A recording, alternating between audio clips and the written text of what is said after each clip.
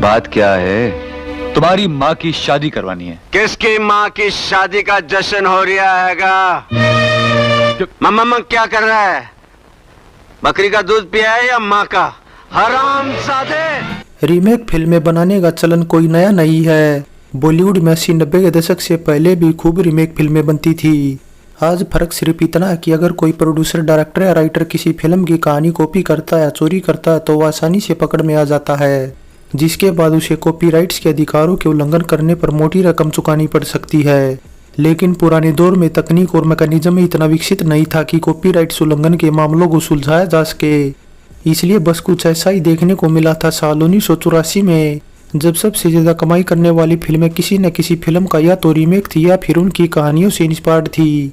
साल की सबसे ज्यादा कमाई करने वाली फिल्म तोहफा जहां 1982 में आई एक तेलुगु फिल्म देवता का रीमेक थी, तो मकसद 1983 में आई तेलुगु फिल्म मुंडा डुग्गू का, शराबी हॉलीवुड फिल्म आर्थर का और जागीरदार थ्री मस्केटियर से इंस्पायर्ड थी, तो धर्म और कानून 1982 में आई एक मलयालम फिल्म आरंभम का रीमेक थी। वैसे फिल्म आरंभम जोशी के डायरेक्शन में बनी थी, जिन्होंने धर्म और कानून का भी डायरेक्शन किया था। हालांकि जोशी की बतौर डायरेक्टर धर्म और कानून डेब्यू फिल्म थी और फिर बाद में इकलौती फिल्म भी रह गई। इसके अलावा हफ्ते भर बाद 15 अगस्त 1984 को इसका तमिल रीमेक भी रिलीज हो गया था, जिसमें शिवाजी गणेश, जयशंकर और प्रभु ने मेन रोल निभाया था। धर्म और कानून फिल्म में जस्टिस दीवान यानी राजेश खन्ना अपनी पत्नी शारदा यानी आशा पारेख और बेटे राजन यानी राजेश खन्ना के साथ एक आलीशान घर में रहता है, लेकिन दीवान और राजन की आपस में नहीं बनती। सो नतीजन राजन अपने दोस्त डॉक्टर बशीर यानी विनोद मेहरा और उसके भाई रहीम यानी धर्मेंद्र के पास की झुग्गी बस्ती में रहने चला जाता है। इस बीच डॉक्टर बशीर को रेशमा यानी सुप्रिया पाठक से प्यार हो जाता है। अब रेशमा कोई और नहीं बल्कि एसपी कादर यानी डैनी की बेटी होती है, जो बिल्कुल भी नहीं चाहता कि रेशमा डॉक्टर बशीर से शादी करे। कादर की बेटी हैगी तो बात ठीक ही हैगी। इसलिए कादर तेजा यानी ओम शिवपुरी और बूरे यानी मजर खान की मदद से सीनियर डॉक्टर जॉन यानी इफ्तिकार का मर्डर करा देता है और डॉक्टर बशीर को फंसा देता है, जिसके बाद मामला जस्टिस दीवान की अदालत में पहुंचता है, जहां डॉक्टर बशीर दोषी पाए जाते हैं और जस्टिस दीवान की अदालत उसे मौत की सजा दे देती है। इसके बाद कहानी थोड़ा आगे बढ़ती है तो बूरे शांता यानी जयाप्रदा जो राजन से प्यार करती है की इज्जत लूट लेता है, जिसका फिर बदला लेने के लिए शांता के पिता मनमोहन कृष्णा बूरे को मार डालता है, लेकिन पुलिस द्वारा इल्जाम राजन पर डाल दिया जाता है। जिसके बाद फिर शुरू होता है धर्मेंद्र का जबरदस्त एक्शन। लेकिन इस बीच कहानी काफी दिलचस्प मोड़ लेती है और पुलिस राजन को पकड़कर जस्टिस दीवान की अदालत में पेश कर देती है। अब दीवान अपने बेटे को मौत की सजा सुनाते हैं या फिर बरी करते हैं, ये जानने के लिए आपको देखनी होगी फिल्म धर्म और कानून।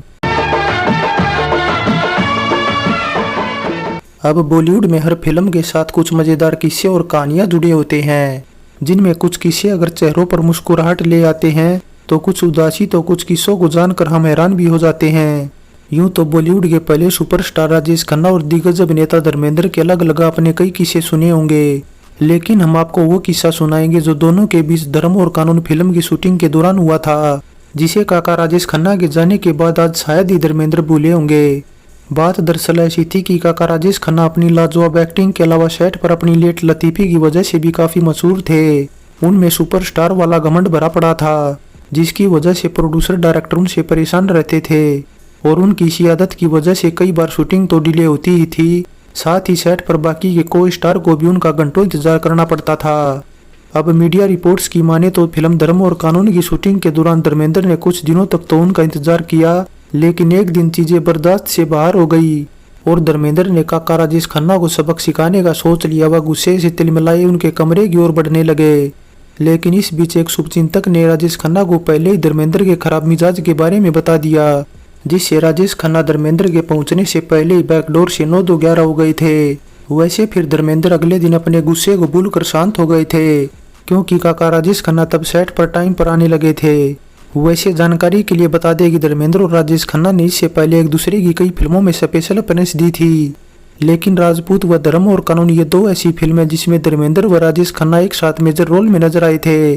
वैसे वो धर्मेंद्र का लीडर था जो काका राजेश खन्ना ने इसके बाद उनके साथ फिर कभी काम नहीं किया, सिवाय 1986 में आई फिल्म मोहब्बत की कसम को छोड़कर, जिसमें दोनों ही स्पेशल अपीयरेंस में नजर आए थे। अब मीडिया रिपोर्ट्स की माने तो राजेश खन्ना को पहले फिल्म में केवल जस्टिस दीवान का ही रोल निभाना था, जबकि उनके बेटे का रोल किसी और को निभाना था। लेकिन सौतन फिल्म की कामयाबी के बाद मेकर्स ने डिसाइड किया कि क्यों न राजेश खन्ना से ही फिल्म में बाप बेटे की दोहरी भूमिका कराई जाए।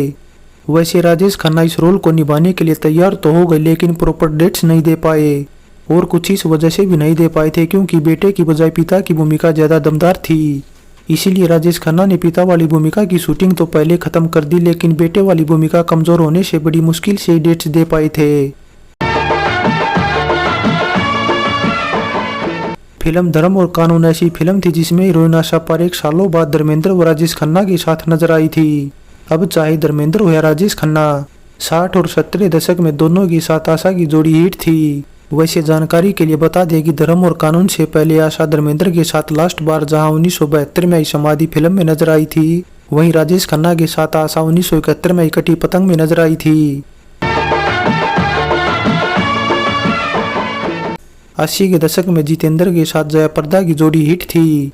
दोनों ने साथ में ढेरों फिल्में की थी, जिनमें कई सुपरहिट भी रही थी। बस वैसे ही कुछ जोड़ी जया ने राजेश खन्ना के साथ भी जमाने की कोशिश की थी, लेकिन सफल नहीं हो पाई। हालांकि साल 1984 में राजेश खन्ना और जया की जोड़ी 3 फिल्मों में नजर आई थी, जिसमें केवल धर्म और कानून ही कामयाब रही थी, जबकि नया कदम और आवाज जैसी फिल्में कुछ खास कमाल नहीं दिखा पाई थी। वैसे ही साल दोनों की साथ में एक और फिल्म मकसद भी बेहद कामयाब रही थी, लेकिन इसमें जया जितेंद्र के साथ पेयर की गई थी। प्रोड्यूसर प्राणलाल मेहता को अपने शुरुआती करियर में कुछ खास सफलता नहीं मिली थी, लेकिन साउथ फिल्मों के ही डायरेक्टर बापू हो या फिर जोशी, दोनों को हिंदी फिल्मों में लाने वाले प्राणलाल मेहता ही थे।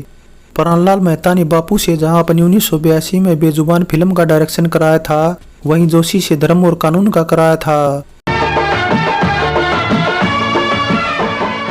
फिल्म धर्म और कानून से पहले प्रोड्यूसर प्राणलाल मेहता की हमसे बढ़कर कौन और फिल्म बेजुबान का संगीत राम लक्ष्मण ने कंपोज किया था। इसलिए प्राणलाल ने धर्म और कानून के लिए भी पहले राम लक्ष्मण को ही साइन किया था, लेकिन कुछ वजहों से बाद में फिर राम लक्ष्मण ने संगीत देने से मना कर दिया, जिसके बाद प्राणलाल ने दिग्गज संगीतकार जोड़ी कल्याण जी आनंद जी को साइन कर लिया। वैसे जानकारी के लिए बता दें कि राम लक्ष्मण ने इसके बाद प्राणलाल की एक नहीं बल्कि 2 फिल्मों का संगीत कंपोज किया था। फिल्में थी 1991 में आई 100 डेज और 1992 में आई मुस्कुराहट। हालांकि ये दोनों ही फिल्में प्राणलाल मेहता के बैनर की जरूर थी, लेकिन इनके प्रोड्यूसर प्राणलाल मेहता के बेटे जय मेहता थे। फिल्म धर्म और कानून के गीत लिखे थे अनजान, भूषण बनमाली, फारूक केसर और रविंदर रावत ने, जिनके लिखे सभी वर्जन को मिलाकर 5 गीत रखे गए थे ऑडियो एल्बम में। बड़ी दूर से आया बन्ना रे पर बन्नी ना बोले, दिल से दिल की बात हो गई। ऐसा क्यों होता है आखिर, ऐसा क्यों होता है। अब फिल्म धर्म और कानून की कितनी ऑडियो एल्बम बिकी थी ये तो कहीं मेंशन नहीं कर रखा, लेकिन इतना जरूर है कि इसका गीत संगीत कुछ खास कमाल नहीं दिखा पाया था। दिल से दिल की बात हो गई और ऐसा क्यों होता जैसे गीत ही थोड़ा बहुत पसंद किए गए थे।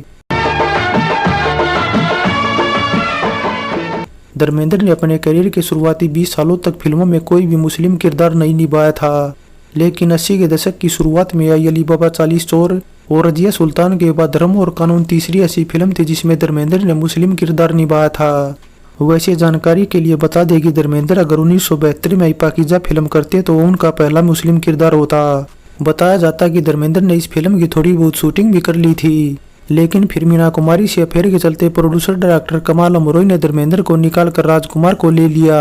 आग लग चुकी है तेजा, धुआं मुझे नजर आ रहा है। ना छोटे ना, ये घर तो अब उसी दिन छूटेगा जिस दिन सांस टूटेगी। फाइनली धर्म और कानून की कहानी काफी इंटरेस्टिंग थी। स्क्रीन प्ले भी काफी टाइट था, जो दर्शकों को एंड तक बांधे रखता है। हालांकि क्लाइमैक्स काफी दिल दुखाने वाला था।